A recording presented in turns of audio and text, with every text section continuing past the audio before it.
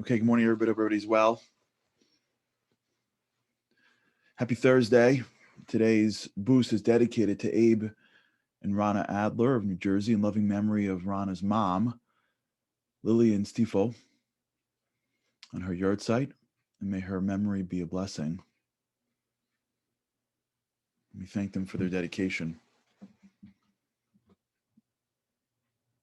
Happy Thursday for those that are joining me live. For those that are here any day of the week, thanks so much for joining us. Anywhere you listen, we appreciate you listening. Yesterday, we started down the path of the crown, what it means to be royalty, what it means to wear the garments of royalty in a spiritual sense. It's not about how much it costs, that's for sure. It's about how much it connects to the unification of our soul. So let me just sort of continue to delve a little bit into these. Are sort of Kabbalistic concepts. I don't want to pretend like I know more than I do. I'm just like you, just figuring it out along the way.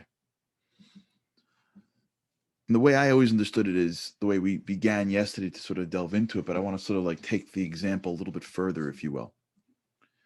The energy that takes place in someone's home is really unified at its source. It comes from one location. And as it hits the home, it separates into different rooms. And if you can almost follow the electricity all the way into someone's phone, if you will, that phone is now charged with the electricity that is coming out of that specific room, but really is the same electricity that's taking place in the generator miles away. So the electricity that you're getting from your particular device in your particular room is really a small little bit that is connected to a source that is so much bigger. And as the source of energy starts to go from the generator, from the main generator to the town generator, to the blocks, to the house, to the room, it's contracting itself and contracting itself and contracting itself. If you remember, we did contraction. Remember when we did contraction? Who remembers contraction? We called that discipline. Remember that trait? Discipline is contraction. It's contracting and contracting. Because if the energy that came from the generator in the city would come into your phone, it would blow it up. Now, someone who knows very little about energy would say, well, how much energy is there? I mean, like, just my phone. They'll never think that, wait, this little bit of energy that's coming into my phone really is just a little bit of the massive generator that if I would plug my phone into that generator, it would just fry it. And the brilliance of the engineers and the architects and the planners is that they were able to figure out how to go from a huge generator through the town, through the city, through the block, through the home, so that I have just enough energy. And then, because if it's too much, it doesn't work. If you go to a different country and plug it in the wrong thing, you can fry your phone. Just the voltage, if it's a little bit off, you can fry it. But that little voltage really is part of something much larger. And when the phone plugs into the voltage, it gets some form of life in the phone that it didn't have before. So if you ever have I'll just use my iPhone. When you're walking around without, at least my iPhone seems to always like die. You know, something you ever like, I don't know how this is that like, I don't know where I am. All of a sudden, like in the middle of my day, like iPhone's like 20%, like 20%. Like what did I do? 20%, you know, talking about, ever get that feeling? It's like panic. You ever plug in and like it doesn't fully go in? You ever had that? Or like you wake up in the morning, you ever happen to where you wake up in the morning and somebody else takes your charger? You ever have that? You know the most valuable thing you have in your house right now? What is the most valuable thing you have in your house right now? A charger. right? Because you could have 10 phones. There's only one charger, right? I don't know where chargers disappear to, right? And everyone fights over chargers. That's my charger. It's your charger. It's my initials. You're like, we have the same initials. We have the same last name. You ever have this? And then like, and the best is when someone in your home just takes out your phone. Did you ever have this concept by that before? You have this like real weird rule we all have where like, I guess there's like this like rule where like someone feels like if they have less charge than you, then they get to take out your charger. You ever have this? Why'd you take out my phone? They're like, no, because you had 65% and I only have 12%. I'm like, what? That's not how it works. You know, like there's like a weird like rule. I was in a Pesach program once. I'll never forget. This was on a Passover program once, and I was just mentioning this. And a lady came up to me. I'll never forget. She's like, you know, I brought my phone to the pool, and I brought a charger with me to the pool. But the pool, you know, there's like one outlet in the corner of the pool. And I'm sitting down, I'm charging my phone, and I'm reading a book, and I see another lady get up, walk to the charger, pick up my phone, pull out my phone, and put in her phone. I'm like, what are you doing? It's my charger. She's like, yeah, but you got 75%. She's like, what is that? What does that have to do with anything? Like, it's my charger. She's like, yeah, but I'm only at 15. She's like, it's my charger. She's like, but I'm at 15. You know what I'm talking about? Like this weird, we have this like weird sort of like common rule, this social contract we have that like, hey man, like I need more battery than you do. Like, you know, suck it up. Give me your hockey stick. I'm in the crease. It's like a weird thing, right? So imagine that feeling you get. This happened to you before? Where you thought you charged your phone all night, but you didn't because someone else decided to charge their phone? Since there's one charger in the house, you have to like take it in and out of your car. And then you leave for the day. For those of you who go to Manhattan at all and don't drive and you're on a train and everything you own is on that phone, you know, your pass, everything and then all of a sudden you're on the train and bing, you're like, what? iPhone, 20%. You're like, 20%? How did I get to 20%, right? iPhone's now we're penalizing you. Now your battery's yellow. You're lucky we didn't make it red because then you'd be panicked all day. Just yellow. Watch yourself. Start flipping up all the extra things you have going on in the iPhone. No? You feel that way? Do you ever feel that way where you're seeing the yellow go down and like you're looking at it's like 4% in the middle of a phone call and you start panicking, searching for chargers somewhere? And then you find one, you put it into the wall, it's 1%, and all of a sudden the phone, you know that feeling? The phone like just has a different energy to it. It's lighter, it's brighter. And you're like, oh.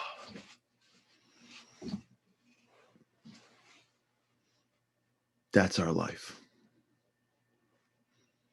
You can run around all day long, but if you're not connected to the source, man, you feel it.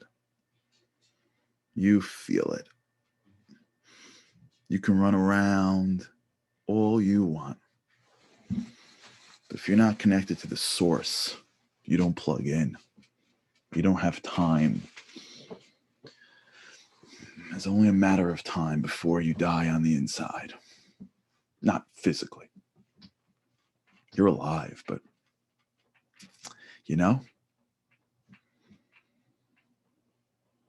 you're not on fire. You're not shining. You're not attached to the outlet. The battery only goes so far. I see it all the time. We're being real here, right? We can be real on the boost. I see it all the time. I'll bring a couple of stereotypes. Buddies of mine when we were younger. Do you know what I got in law school for getting married? Do you know what kind of crap I got in law school? Are you Amish? No, because I thought you were Amish. Because why are you getting married? Are you crazy? You're settling down with one woman? Are you sure? All right, man, to each his own. To each his own, but no lady settling me down. I don't know if the ladies get that, but I got it. My law school crew, my study groups. Wait, That's your wife? Man. All right. All right. Yeah. See, the same, you get married whenever you want to get married. It's not about marriage. It's about a perspective on other people. See the same guys in their 40s. God bless them. I'm saying it's not people that are looking that can't find. I'm talking about people that are saying, settle with a person, fight for a relationship that's meaningful. Nah. Women are there to serve me and my needs, as the expression or as the thought goes. Yeah. The battery goes for so long. I'm not talking about people that are looking. I'm talking people that are not. And I'm just saying, not that they're not looking for marriage, that they just have this perspective that the goal of life is just live fast and hard and not deep and meaningful. It goes so far. It goes so far. This physical world will please you into a point. And then you feel like the battery clicks and it's yellow. It's not just guys, it's women, it's men and women. It doesn't matter the age, it doesn't matter any of this stuff. We all have it. We're all going through it in our own way. People that are pounding the pavement in their careers and just for the money they make and stepping over everything meaningful along the way. I think that's much different. People that are cutting corners because they have to accumulate some stuff. At some point, even if nobody knows, they know. I know they know because I talked to some of them. And they have it and they're living in it, but they feel something. Their phone's working. They're just not connected to the source. It's not connected to the depth and the meaning. It's not connected to the unification of the energy that we're all from. You know, what's amazing is that when you look at some people, I was like this. We have these like very childish perspectives on God. We think God is like the invisible man in the sky. He knows if you're naughty or nice. And if you're nice, he gives you gifts. And if you're naughty, he doesn't. People think God is like, the Jewish version of Santa Claus. Just Jewish. Beard, long beard. Instead of like the red cap, he's got a yarmulke on. I don't know. Instead of living in the North Pole, he lives like, in the Jewish version of the sky. And they look up and they pray and they say, can you get me stuff, God? And they look up at him and go, you're there and I'm here. I was told that if I don't show up on this day of the year and, say sorry, you're going to give me a bad year. So here I am. What do I got to say? Can you give me a good year now? Right? Amazon.God. I'll order my things spiritual. Thank you, Dina. And give it to me. No. Can you imagine a life like this?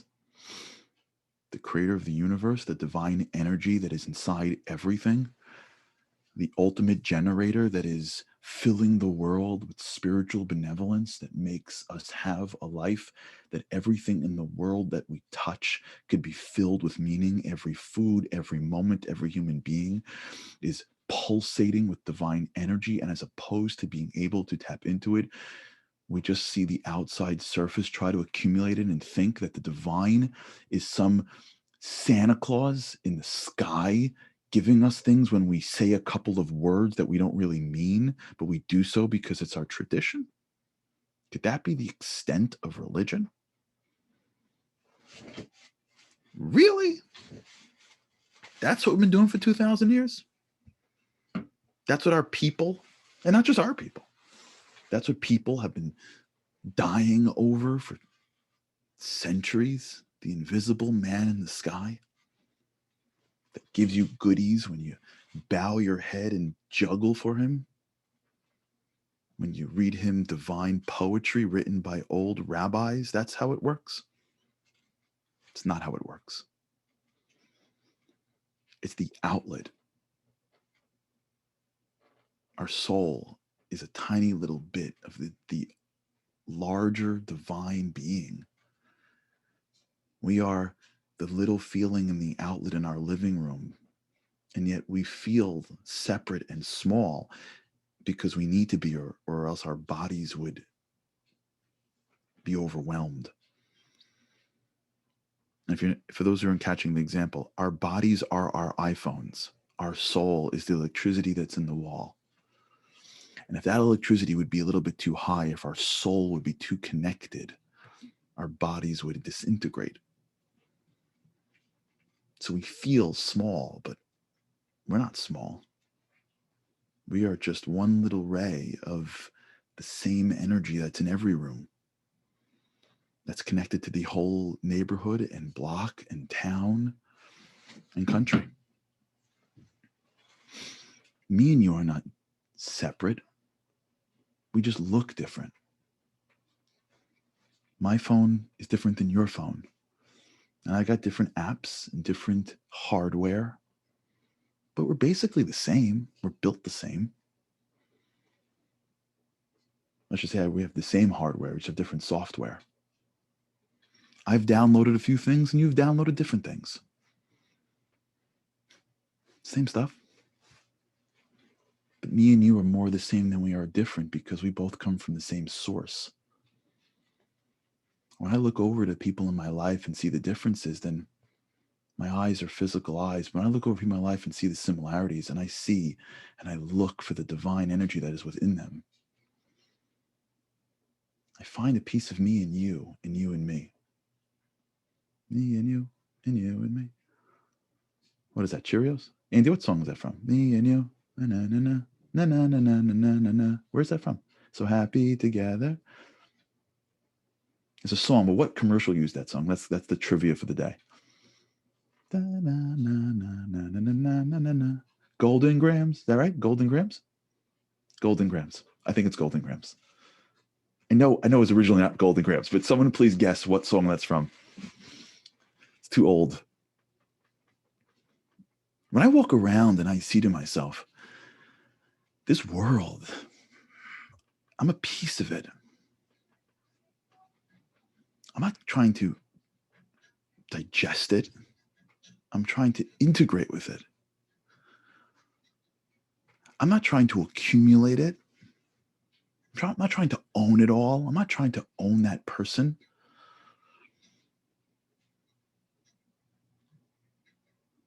I'm trying to connect my source with their source so that the two of us together have a flame that's greater. I share in their joy. I feel their pain.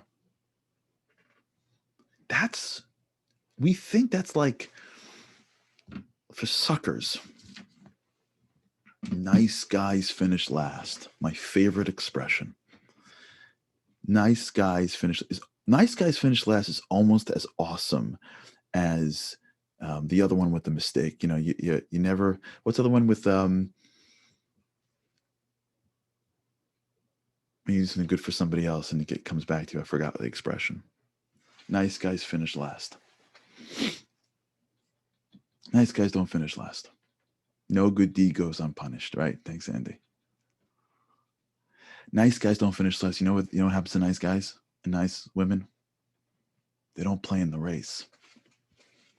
They're not racing. They're not competing. Maybe for fun in sports, but not in life. You know where nice guys and nice women are in the race? They're sitting in the booth on the top and enjoying it. Because they know that life isn't a race to beat the next person.